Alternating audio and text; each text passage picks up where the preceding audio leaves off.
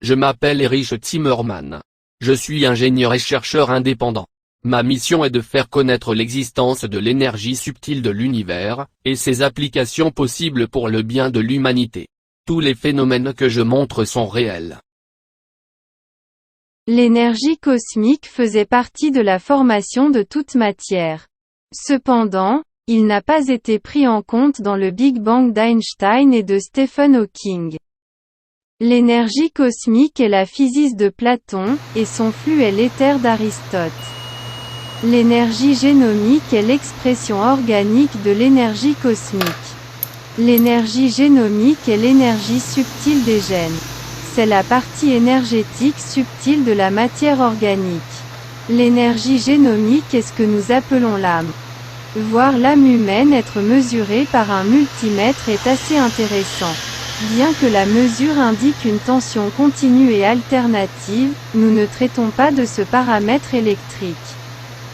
Le courant électrique n'apparaît pas sur l'appareil car il n'est pas présent dans le sang ou l'eau. Ceci est suffisant pour en déduire que la grandeur chargée en tension n'est pas électrique. En physique actuelle, s'il y a tension, il y a nécessairement courant électrique.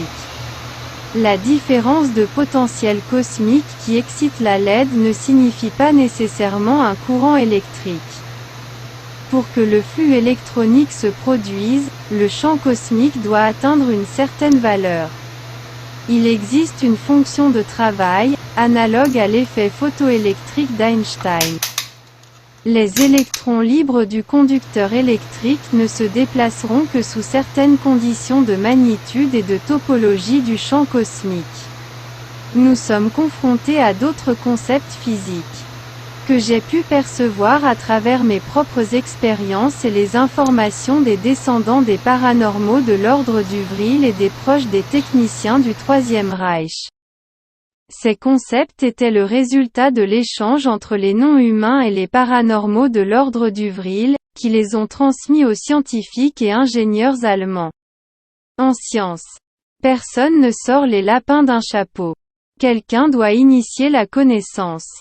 Tesla a affirmé que toutes ses inventions avaient été informées par des non-humains. À l'époque, il le considérait comme mentalement dérangé. Cependant, je suis ici sur les traces de Tesla et d'autres qui ont également eu des échanges scientifiques avec des non-humains. Nous associons la haute technologie à nous-mêmes, oubliant que l'humanité n'a que 400 ans environ pour développer des concepts scientifiques. Et que des civilisations bien plus évoluées que la nôtre peuvent exister. De la même manière que nous sommes obligés de considérer l'existence d'une vie intelligente sur d'autres mondes. Nous devons également accepter que d'autres civilisations plus anciennes puissent avoir atteint un niveau scientifique bien supérieur au nôtre. Nous ne pouvons pas ignorer la possibilité que les non-humains aient des capacités mentales bien au-delà des nôtres. Ce que vous voyez est la preuve vivante de la présence extraterrestre parmi nous. Ou n'importe quel être humain pourrait-il atteindre ce niveau scientifique si rapidement? À l'exception de Paul Dirac. Nos plus grands génies académiques n'ont pas dépassé la frontière entre notre science et l'extraterrestre. Les scientifiques du CERN savent que l'énergie résultant de la collision des hadrons va à l'encontre de notre physique. Les chercheurs du Fermilab recherchent de l'espace pour ce qui se trouve à l'intérieur de leur bureau. Les universitaires craignent de risquer leur réputation pour enquêter sur l'inconnu. Einstein a vu des phénomènes antigravité dans l'Oregon et a été témoin d'une vision à distance à une autre occasion. Mais il n'a pas fait face à l'inconnu que tout le monde connaît et évite. Il faut comprendre que pour voyager sur Terre il faut avoir des connaissances scientifiques dont on n'a encore aucune idée. L'arrogance humaine nous empêche d'accepter notre condition d'infériorité mentale et technologique explicite face aux extraterrestres. Ce que je montre dans cette vidéo est quelque chose à réfléchir sur les paradigmes qui nous empêchent d'évoluer. Quant au sang humain, il est un semi-conducteur de l'énergie cosmique et génomique. tout comme l'eau présente dans les cellules ou à l'état naturel. Les souvenirs de l'eau et du sang seront couverts dans une autre vidéo.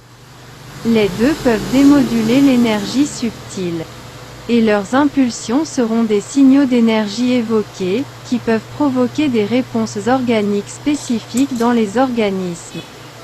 Pour approfondir ces connaissances, il faut des ressources que je n'ai pas. Je fais partie d'un petit nombre de scientifiques autonomes. Nous sommes peu nombreux, mais nous pouvons conduire l'humanité dans une nouvelle ère. J'espère que certains investisseurs sont intéressés et que nous pourrons enquêter davantage sur ce que nous voyons.